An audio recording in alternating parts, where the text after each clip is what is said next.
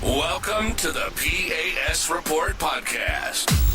If you're tired of censorship, outraged by government abuses, and thirsty for real insights, then you're in the right place. Get ready, because here, the fight for freedom never ends. Here's your host, Professor Nick Giordano. Welcome, everyone, to the P.A.S. Report podcast. This is your host, Nick Giordano. I am glad you could join me. Make sure that you follow and subscribe to the podcast so you don't miss an episode. Also, visit the P.A.S. Report website, pasreport.com, and share this episode with your family and friends. Make sure people know what's going on. We got less than a week until Election Day. Things are nuts out there, and you have to get out to vote to make change. And I can think of no better candidate to come on the program than Addul Ali, who's the congressional candidate for North Carolina's District 12, co-host of the Urban Conservative and Top of the Morning. Ali, I've known you for a long time. Running for Congress is not a small decision. What were you thinking? That remains to be seen. But I'll tell you what really happened, Doc, was that as a county chairman, part of our job was to recruit candidates. And I recruited a candidate that ran for the state legislature. He was successful, became the freshman leader, started the small business caucus. Really good friend of mine. Shouts out to Kevin Crutchfield. And what ended up happening when I moved back to Charlotte, he goes, who's running against Alma Adams? And the way he said it wasn't like a question. It was more like, you do realize, but after he made that call to me, I called some of my Democrat friends. I called some of my Republican friends. I had a talk with leadership. Obviously a talk with my family. And when I looked at the type of representation that the 12th Congressional District has had, and someone that has been essentially a partisan hack, someone that's not really voted in the best interest of the people, but what's in the best interest of a party, I decided, why not give it a shot? Well, I mean, I think it's so important that people do get involved like yourself because you do make waves. Now, when we look at the last couple of elections in District 12, she's won by about 25, 30 points in some races, but your candidacy is sparking waves. Your candidacy is actually changing the dynamics of this district. You have this as an overwhelming district, yet the Democrats, and so many are so pathetic, have resorted to stealing your signs that you're a threat. So obviously your message is resonating with voters. And how do you plan to close the gap against Alma in this district? Well, look, it really boils down to one thing, and that is meeting as many voters and meeting the voters where they are. The biggest thing for this district is obviously it's Charlotte. It's a highly blue district. But from what we've seen, our internal polling and surveys that we've put out there, folks want change. They want somebody that's going to go to D.C. and represent the best interest of the 12th Congressional District. Not only are we running the digital, the social ads and all of that, but we've spent every single waking moment out in the community, talking to voters, meeting them where they are. We do bar hops on weekends. We've been out at the polls every day. We've met with business leaders, faith-based leaders, and we're just going to continue to talk to the folks, find out what the people want, and make sure that we're doing the best by them. The other side to this, and look, it's not just my campaign. We're seeing this across North Carolina. The Moore County Democrat Party chairman was actually arrested and charged for stealing campaign signs here. The problem that we have is that one side is extreme. One side is win at all costs, no morals, no scruples, if you will. And we're just trying to play by the rules. So for every sign of mine they've taken down, we've put up 3 more. Yeah. And for the ones that, want to sit there and take signs and try and marginalize candidates and silence them, they're the ones that accuse Republicans of being fascists. It truly is amazing. But you said something important. First of all, I have to ask, how many pairs of shoes have you gone through? I always ask people running for campaigns because I find it amazing how much on the ground, hitting the pavement it takes to actually win campaigns. And you said something that really is important that differentiates yourself from the old established order of the GOP, bar hops. You go where voters are. It used to be that Republican candidates, they would show up to all civic meetings and they would show up and give speeches in front of businesses and everything. When it comes to bar hops, how does that change the dynamics? So what the coolest part about this is people, you walk up, hi, my name is Addul. I'm your candidate for U.S. House District 12. What is this your favorite spot? Is this where you come? What do you do? people are 9 out of 10 times more receptive to having a 2 minute conversation. The wow factor of a congressional candidate sitting there having a Guinness with them. I can't understate how important that is. But the other side to that is we're talking about an electorate that, especially here in Charlotte with the younger dynamics, they're not really comfortable with you coming to their door. They don't necessarily want to be bothered while they're at home. Now, there is something to be said about the Trump campaign strategy of knocking on low propensity voters' doors. And obviously in North Carolina, it's working as Republicans are ahead in early voting in both by mail and in-person early voting.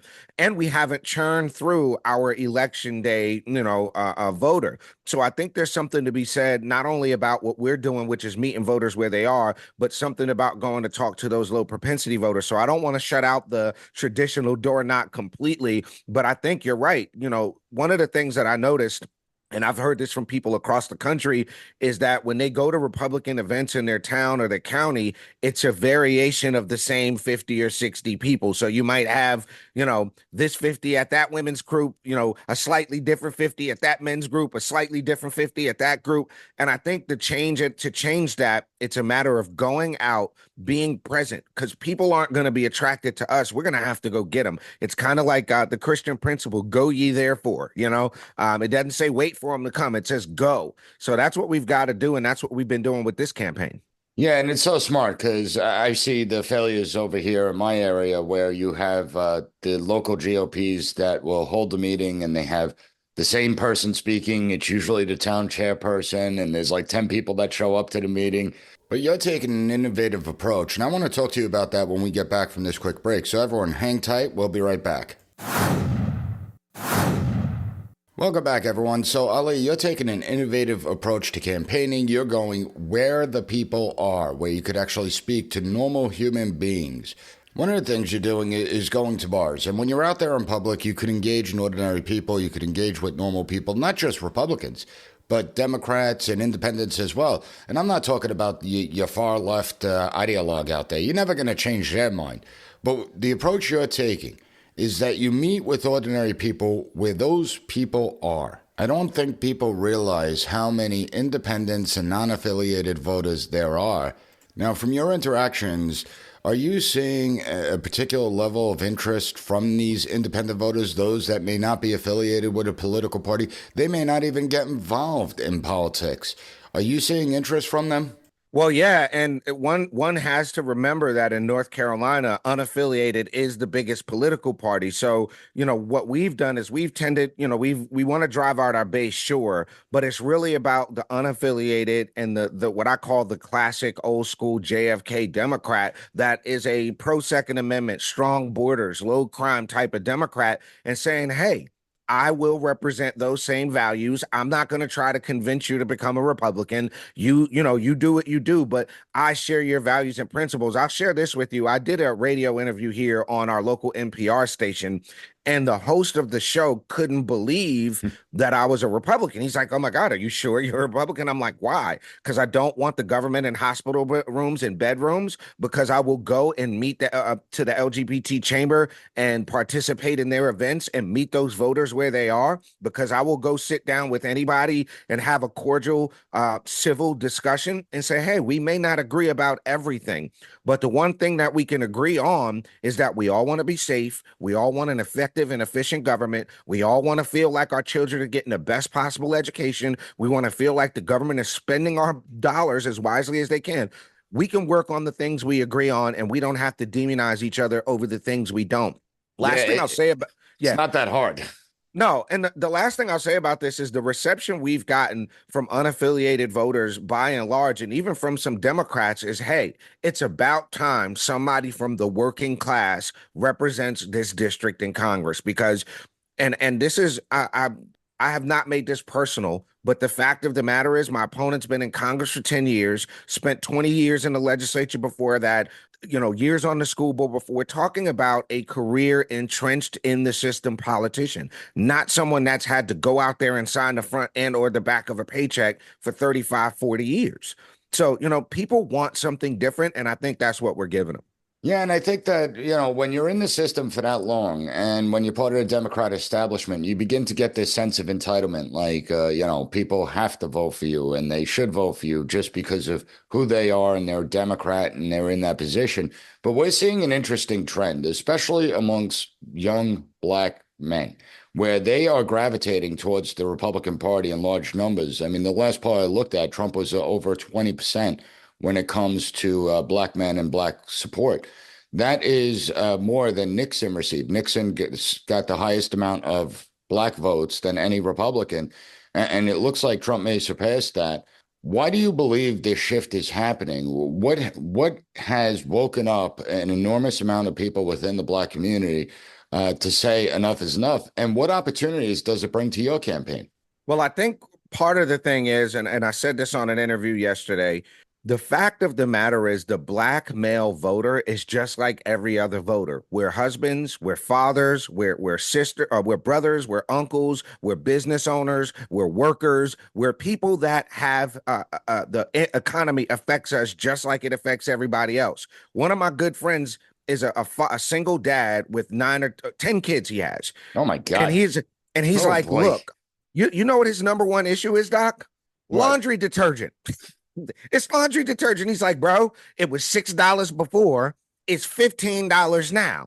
And I've got to buy a bunch of laundry detergent. So when you talk about the black male voter, you're talking about somebody that's seeing things like their daughters getting beat up in sports by biological men. They're seeing the crime in their communities out of control. They're seeing illegal aliens come to this country and get the red carpet laid out for them. They're seeing that Barack Obama, who did absolutely nothing to improve the conditions of black communities, is coming out here finger waving and lecturing. They're seeing somebody, and I thought it was ingenious that Trump called out Kamala Harris's air finger quote blackness, because we wouldn't have been able to have the conversation in the black community otherwise. And far more people have said what I've said, which is going to Howard don't make you black. We damn sure don't cook no greens in no bathtub.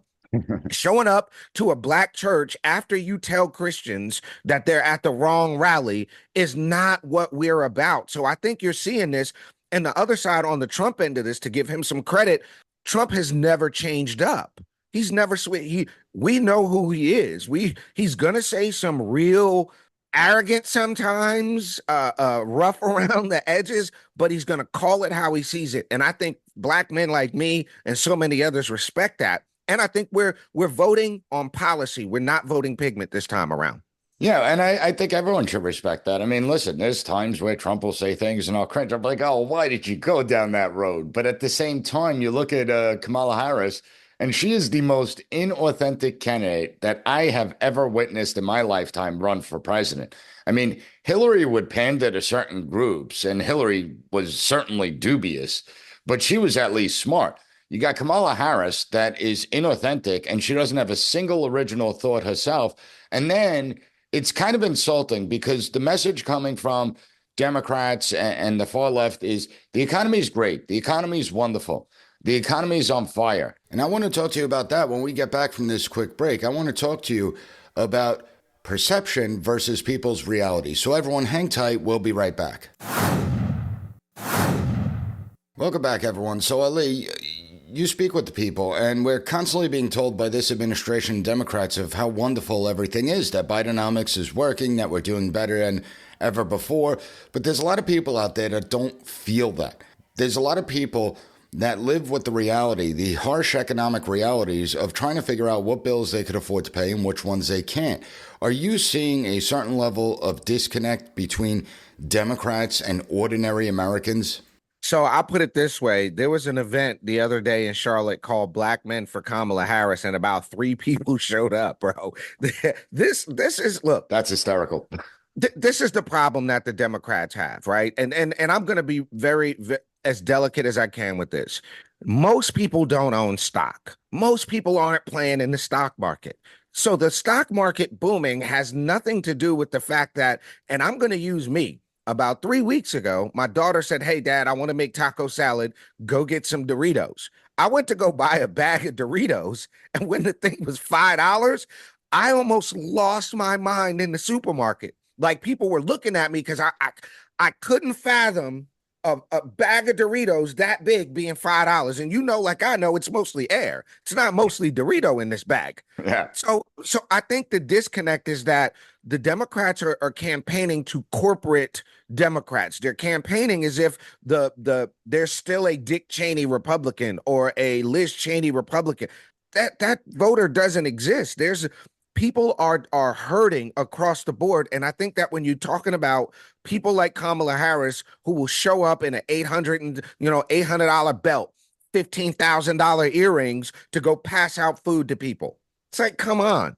So I think that the Democrats are so disconnected. And if Trump, not if, but when Trump wins, the Democrat Party is going to have to hit a major reset. The common sense JFK blue dog, yellow dog Democrat is going to have to take back control of their party if they want to survive another 20 years in American politics as a major party, in my opinion. Why do you think the Democrats have moved so far to the left? I mean, I always found it interesting. It's like you have the party switches, and yeah, parties adjust their platforms every now and then. But when you look at Democrats, it seems that they become the ones that want to empower the bureaucracy. They want to grow the military industrial complex. They want to take away freedom of speech when liberals were champions of freedom of speech. They were suspicious of government. They called out government for its abuses. Now you have an entire party apparatus that wants the government to do more against their political opponents, that they want the FBI to investigate their political opponents and anyone that supports their political opponents. I'm a traditional Catholic. You had the FBI label traditional Catholics as potential domestic violent extremists. Now, they've since pulled back that report.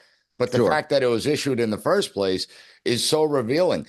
Like, what is going on in the United States today? So I think there's a few things that have happened. One, the amount of money, and this doesn't know aside, the amount of money at play in American politics is a major part of the problem. When you have lobbyists and special interest groups that have the power to determine what legislation is going to make it, they have the power to buy the TV ads. I think we live in what I'll call an uninformed consent society, where people by and large, for the last 20 years, have had their opinions shaped by the talking heads on the media. And then when we look at the George Soroses of the world, when we look at how people are able to use their money to influence the process, and that's where Democrats have gotten, by and large, where they are today, is because they've controlled the processes. When you control the DA's office, when you control the Attorney General's office, you're able to do things for the process that allow you to remain in power. One of the things that I pride myself on that my opponent hasn't done is I've not taken any PAC money. I've taken no money from the National Republican Party. I've taken no money from the state Republican Party. I think 98% of my donations are small dollar donations from everyday people that want to see a change, both Democrat, unaffiliated, and Republican.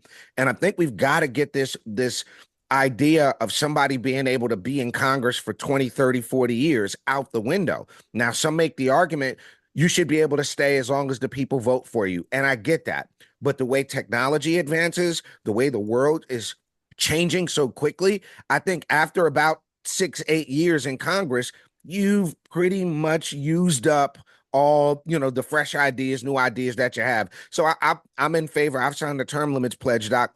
But I think that is the problem in our country, is that there's too much money, too much special interest involved in politics. I think people now are starting to see past the facade of bussing in the supporters, because 10 years ago, we would have never knew that Kamala Harris was bussing in supporters. We would have just had to take it hook, line, and sinker. Look at all those supports. Now we have geofencing and geo-tracking. We could tell these cell phones came from Georgia and got bussed off, So I think the special interest has got to get out of politics. We've got to, at somehow, some way, whether it's constitutional amendment or something, get some term limits in place. Equal opportunity basher, like Mitch McConnell, these people that have been there since I was 8. It's too much. So I think we've got to look at that. But that's, I think, essentially the problem, the money and the length of time that people are allowed to amass power and influence in D.C.